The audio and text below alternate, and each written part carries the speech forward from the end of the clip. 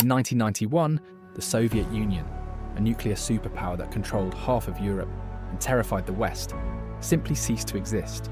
No massive foreign invasion, no single decisive battle.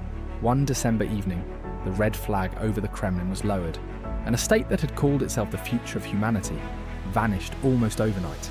How does an empire like that just fall apart? Was it destroyed from the outside, or did it rot from within? In this video, we'll explore why the Soviet Red Empire collapsed, from its revolutionary beginnings, through Cold War glory and stagnation, to Gorbachev, crisis, and the final breakup. From revolution to superpower. To understand the fall, we need to know what was falling. In 1917, amid World War I and internal chaos, the Russian Empire collapsed. The Bolsheviks, led by Vladimir Lenin, seized power in the October Revolution, promising peace, land, and bread. After a brutal civil war, they formed the Union of Soviet Socialist Republics in 1922, an officially socialist federation built on Marxist-Leninist ideology. The early Soviet state nationalized industry, tried to reshape agriculture, and launched campaigns against religion and the old elite. After Lenin's death in 1924, Joseph Stalin rose to power.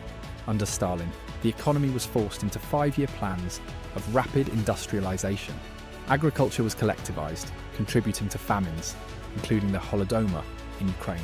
Political repression and purges killed or imprisoned millions. Terrifying as it was, this system also turned a largely agrarian country into an industrial and military giant. During World War II, the Soviet Union bore enormous losses fighting Nazi Germany.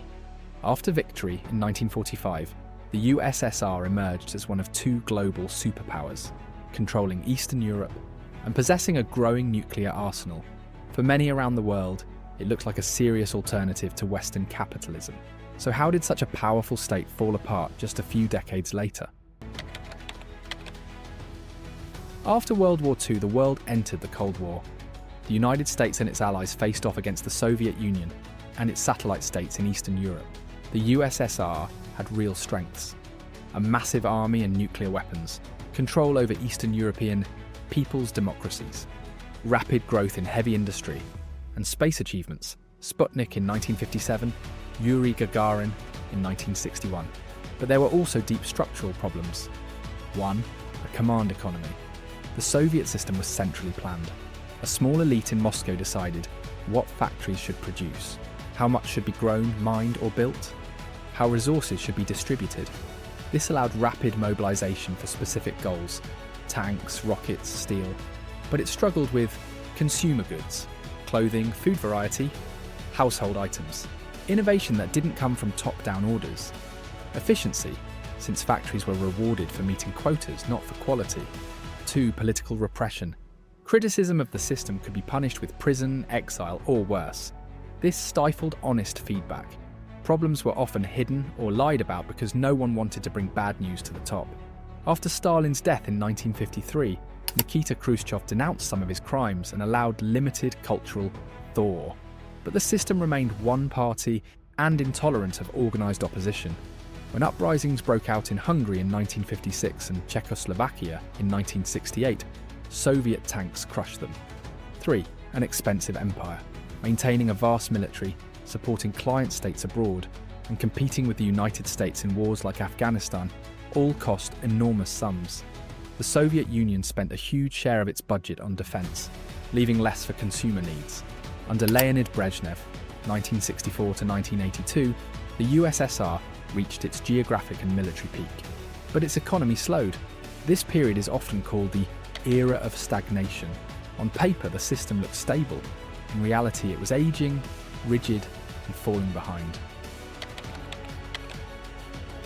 By the 1970s and early 1980s, many Soviet citizens experienced a strange dual reality. On one hand, education was widespread. Basic needs like housing, healthcare, and employment were officially guaranteed. The USSR was a respected and feared superpower.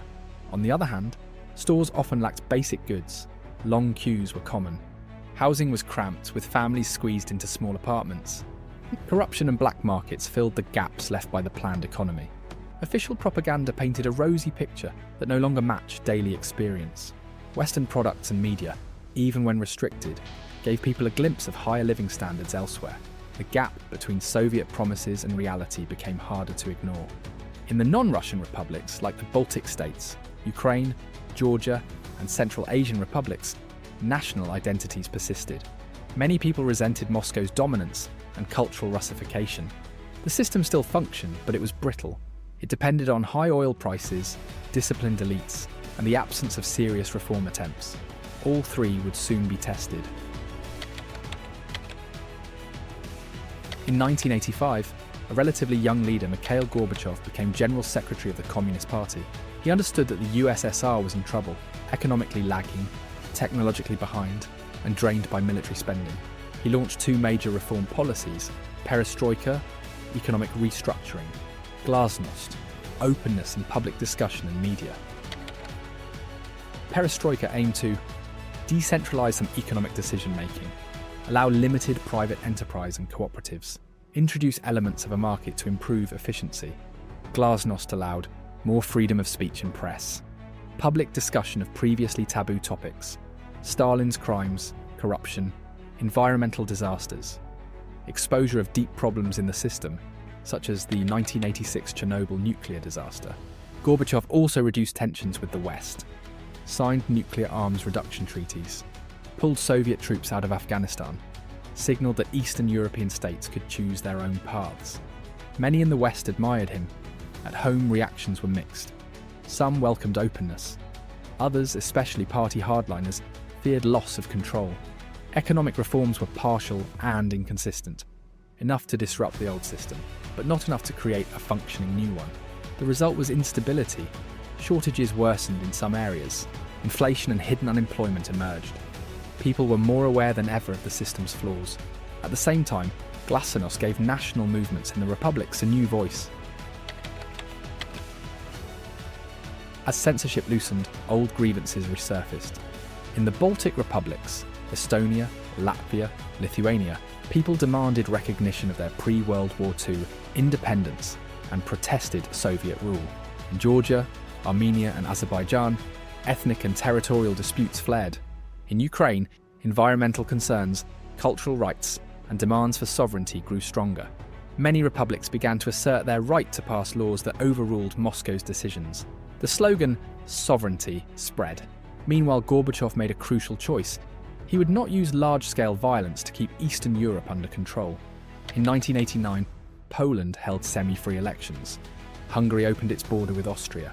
Protesters in East Germany brought down the Berlin Wall.